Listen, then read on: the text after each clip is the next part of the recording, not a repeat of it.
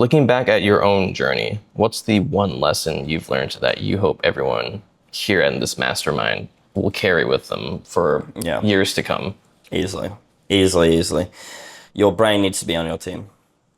And like even now, there's a bunch of guys in here. There's a guy in this villa right now making £2,000 per video, and he still has limiting beliefs. Still.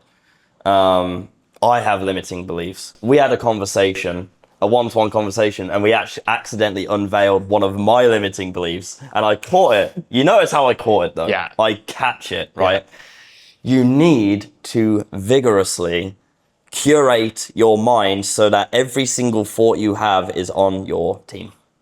You are absolutely cooked if your brain isn't on your team in every aspect. Every aspect.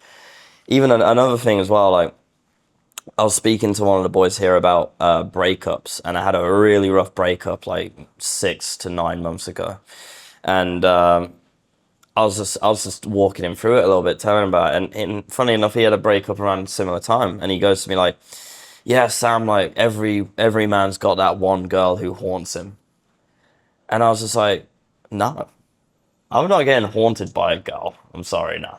Like, I acknowledge my mistakes, I forgive myself." I move on. That's it. I'm not haunted by a girl. That's gay. That's gay, bro. That's gay. And like, honestly, like, I have a lot of regrets with how that relationship went. Of course, I've acknowledged it. I've moved on. That's it.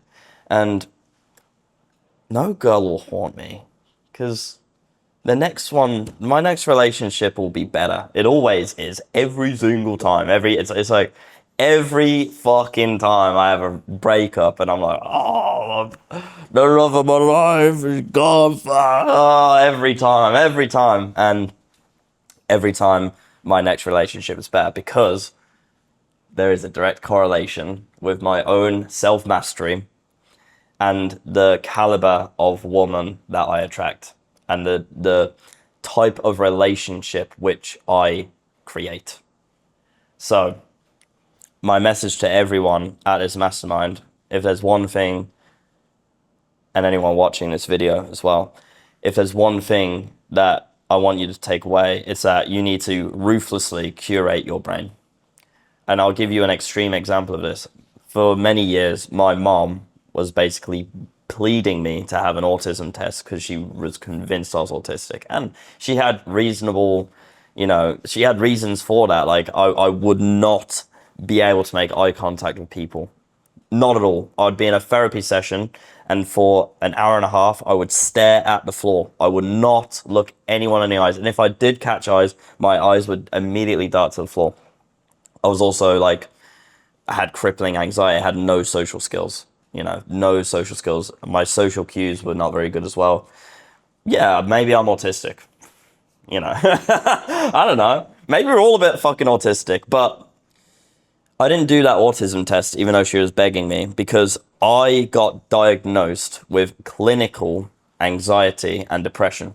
And all that did was cripple me. It took all of the power away. No, Sam, you're clinically depressed. It's okay. You don't have to clean your room. You don't have to brush your teeth. You don't have to go outside. It's okay, Sam, you're clinically depressed. It took everything away from me. All of my power to change was gone.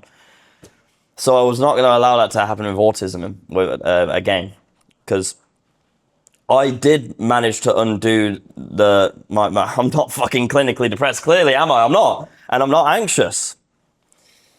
But the world will have me believe that I was. And it was so difficult, it was such an uphill battle to undo that, because I identified myself as someone who's just permanently struggling with mental health and permanently struggling with social connections.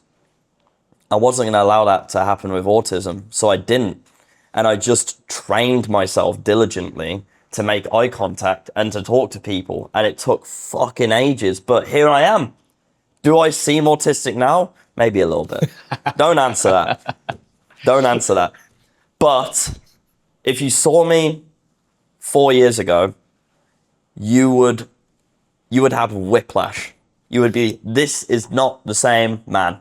This is not the same man. Curate your mind. ruthlessly and very carefully. And also, adding on to that very quickly, if there's someone you're hanging out with who is not reinforcing your self-beliefs about who you are, you need to ruthlessly cut them out as well. Even if it hurts. Yes. Even if they've been your best friend for the past 15 years or so. Yeah. It depends. It depends, like, how bad do you want it is a question. I'm at the stage in my life now where I've already sacrificed so much. It's like, what's another friend? What's another girl? Who fucking, like, how bad do you want it? You have to choose. You want to live, like, you know, a nice, stable, normie life where you're with your friends and, like, you all, like, take the piss out of each other a little bit down the pub. Or you want to be a real bad man. You have to choose. You cannot have both.